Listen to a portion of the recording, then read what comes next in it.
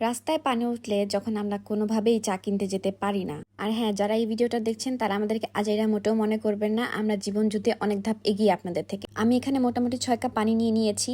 আমরা মোটামুটি 5-6 জনের মতো আছি চা খাওয়ার পাবলিক। দেখে যান কতটা যুদ্ধ করে চা খাই, আর আপনারা বলেন মেয়ে মানুষের ধৈর্য নাই না, আমাদের ধৈর্য পরীক্ষা করতে আসবেন না।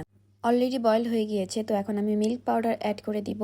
মোটামুটি 5 চামচের মতো আমি দিয়েছি এখানে। দেখেন কেটেল দিয়েও কত সুন্দরভাবে যে চা বানানো যায়, আপনাদের কোনো আইডিয়া আছে? আমরা অলরেডি আজকে বানাই ফেলছি চা, আজকে খেয়েই যাব এখান থেকে। তারপরে যেই কথা সেই কাজ। এখানে মিল্ক দেওয়ার পরেও দেখবেন আপনারা বয়েল হয়ে গিয়েছে। মোটামুটি আমি 3 চামচের মতো চিনি দিয়েছি। 5-6 কাপ চাতে আমি 3 চামচ চিনি দিয়েছি, তার মানে আমরা চিনি কম খাই, এটা আপনাদের বুঝে নিতে হবে। কিপটামি করে মোটেও দেই নেই চিনি।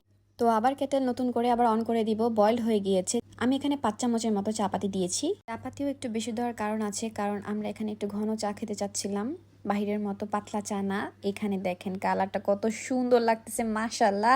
ফাইনালি আমাদের কষ্টের চা হয়ে গিয়েছে। এবার দেখেন ঢালতেছি, কত সুন্দর লাগতেছে। এখনই খেয়ে ফেলি, মানে সবগুলো আমি একাই খেয়ে ফেলি। যাই হোক, সবাই মিলেই খাবো, একা খাবো না। আপনারাও বাসায় এই প্রসেসে ট্রাই করে দেখতে পারেন। এই পর্যন্ত, আল্লাহ হাফেজ।